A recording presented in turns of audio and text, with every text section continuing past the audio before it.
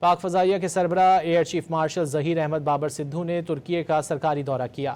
ISPR کے مطابق ترک فضائیہ ہیڈ کوارٹر آمد پر پاک فضائیہ کے سربراہ کو گارڈ آف آنر پیش کیا گیا۔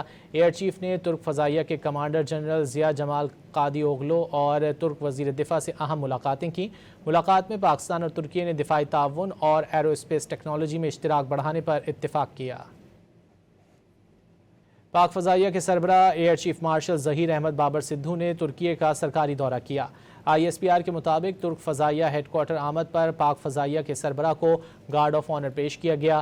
ایئر چیف نے ترک فضائیہ کے کمانڈر جنرل ضیاء جمال قادی اوغلو اور ترک وزیر دفاع سے اہم ملاقاتیں کی۔